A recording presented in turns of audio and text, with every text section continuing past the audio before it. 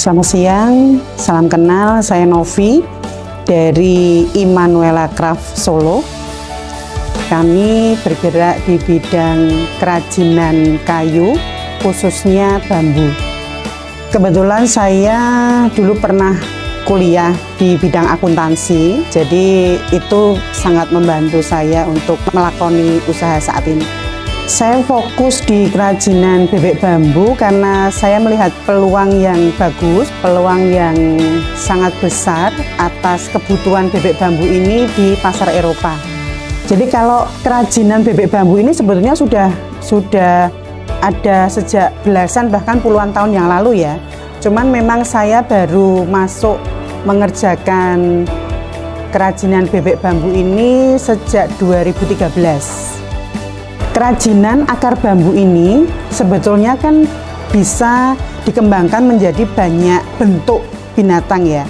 Tapi saya lebih fokus ke bentuk bebek karena saya melihat bentuk bebek itu filosofinya jauh lebih bagus dibandingkan hewan yang lain. Kenapa begitu? Karena dari hewan bebek ini kita bisa belajar banyak hal. Kita diajari tentang bagaimana berdisiplin, kita diajari tentang kerjasama, kita diajari tentang bagaimana bergerak bersama-sama. Tantangan di kerajinan ini yang pasti di bahan baku, karena media utamanya adalah akar bambu yang disebut dangkel. Dangkel yang dipakai adalah dangkel yang harus kering. Jadi tantangan utama di bahan utama bambu itu adalah kekeringan dari bahan bakunya sendiri. Jadi kalau dangkelnya tidak cukup kering, nanti akan keluar jamur. Nah, oleh karena itu bahan yang kering itu nanti akan menghasilkan bebek yang berkualitas tinggi. Jadi meskipun entah dia di finishing maupun dia tidak di finishing, kalau memang bahannya benar-benar kering itu nanti bisa bertahan belasan tahun, bahkan bisa sampai puluhan tahun.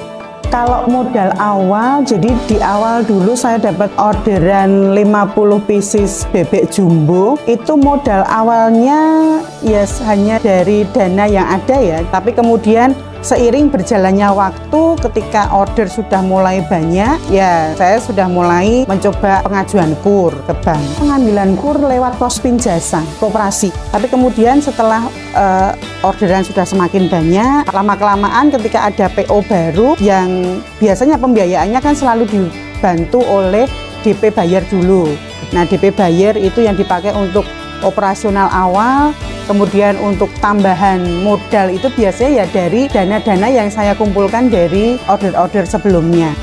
Untuk pemasaran, marketingnya, saya hanya upload produk-produk dan juga proses produksinya lewat Facebook dan Instagram dengan nama akunnya Immanuella Craft. Jadi saya sengaja tidak ambil pemasarannya lewat marketplace karena di sana pasarnya sudah beda. Karena saya memang fokusnya pengen ke ekspor, dari situ kemudian ada website juga, dan juga saya pernah coba beberapa marketplace luar negeri, justru langsung ke sana. Jadi misalkan saya pengen membidik pasar yang ada di UK, saya coba misalkan saya masuk ke eBay atau saya ke Amazon, tapi yang sudah langsung pasarnya di sana. Awal saya bisa ekspor yang pertama kali tadi itu karena saya kenal dengan temen yang memang usahanya ekspor furniture. Nah, setelah itu ada order masuk, itu justru dari buyer-buyer yang saya dapatkan melalui Facebook. Dari Facebook itu saya bisa dapat beberapa buyer, ada yang dari Taiwan, Denmark, Inggris, Brunei. Hanya melalui foto-foto yang saya upload di Facebook, kemudian juga proses produksi yang saya upload di Facebook, saya bisa mendapatkan buyer-buyer tersebut. Meskipun pada saat itu ordernya tidak langsung full kontainer, mulai 100 pieces, mulai nambah 500 pieces, ada yang beberapa repeat order, ada yang order dari buyer-buyer baru. Nah, sampai sekarang, tahun-tahun terakhir itu saya buka akun Instagram, nah di situ mulai nambah buyer-buyer lagi. Di pasar ekspor itu sebetulnya ada dua kelas juga, kelas menengah ke bawah dan kelas premium. Kelas menengah ke bawah itu biasanya memang mereka cenderung ke harga, jadi mereka tidak terlalu punya standar di fisik bebeknya. Jadi misal harusnya ukuran yang standar untuk bebek, contohnya ini ya, ini bebek yang ukuran XS. XS itu tingginya sekitar 25 cm. Ada beberapa buyer yang mereka tidak terlalu memperdulikan standar ukuran bebek. Ada juga yang tidak terlalu perhatian ke detail paintingnya. Jadi yang penting misalkan bentuknya persis kayak gini, tapi detail paintingnya, kualitas paintingnya itu ya seadanya. Detail painting itu yang menjadi kekuatan Immanuella Craft. Keunikannya dan ini detail sampai yang kecil-kecil. Kalau dilihat di akun Instagram saya, foto-foto yang terpampang di sana bisa dilihat detail paintingnya. Itu yang membedakan dengan kompetitor saya. Tingkat kehalusan kalau diraba itu juga beda. Untuk mengatasi ekspor dengan kapasitas yang banyak, saya biasanya bekerja sama dengan UKM-UKM yang lain. Saat ini saya sudah kerjasama dengan dua pengrajin bebek mentah misalkan. Kalau memang dua UKM ini belum bisa memenuhi kebutuhan saya akan bekerja sama dengan UKM yang lainnya. Tenaga finishingnya saya senang sekali karena sekarang sudah banyak anak-anak muda yang bisa diajak kerjasama, karena terus terang tenaga untuk mengerjakan detail painting untuk anak-anak muda kan nggak banyak ya.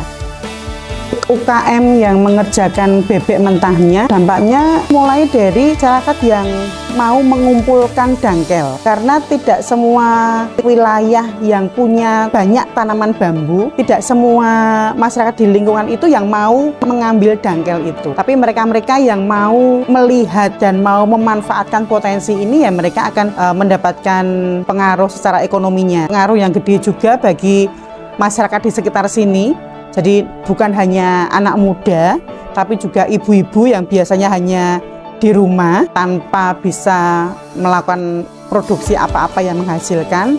Tapi di sini kami bisa memberdayakan mereka bersama-sama Immanuella Craft memenuhi kebutuhan ekspor itu. Strategi untuk pemasaran bebek bambu ini saya coba riset pasar di Eropa. Kalau dulu mereka lebih seneng yang natural-natural, tapi kemudian seiring berjalannya waktu saya mencoba riset ke sana melalui internet tentu saja ya. Itu memang mereka sekarang sudah mulai seneng dengan modifikasi alas kaki, topi, painting. Tapi memang untuk yang natural memang tetap lebih banyak di sana. Nah, kalau yang Asia itu memang cenderung di painting. Kalau peran pemerintah, sejak saya ambil keputusan untuk fokus di sini, saya sudah terbantu oleh LPII Exim Bank. Jadi di 2017 saya ikut pelatihan CPNE, coaching program yang khusus new exporter. Kemudian saya mendapatkan fasilitas untuk ikut pameran Trade Expo Indonesia yang pertama kali saya ikuti. Ada pendampingan juga, ada pelatihan-pelatihan yang lain tentang eksportir, tentang kewirausahaan, dan banyak hal, baik itu dari dinas di Kota Solo, Dinas Koperasi dan UMKM, ada Dinas Perdagangan, ada dari Dinas Provinsi juga, Dinkop Provinsi maupun Disperinda, ada dari BI Solo maupun BI Jateng.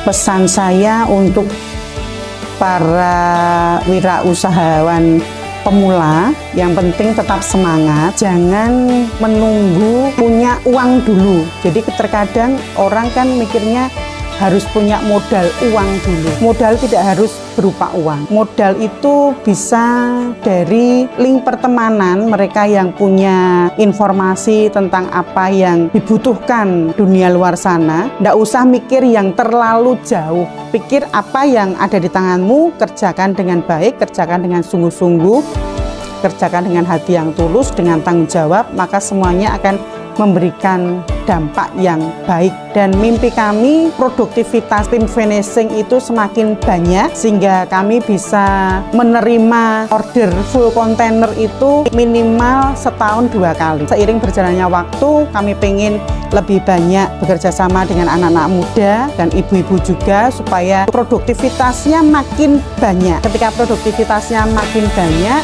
maka kami punya kesempatan untuk menerima order dari banyak buyer.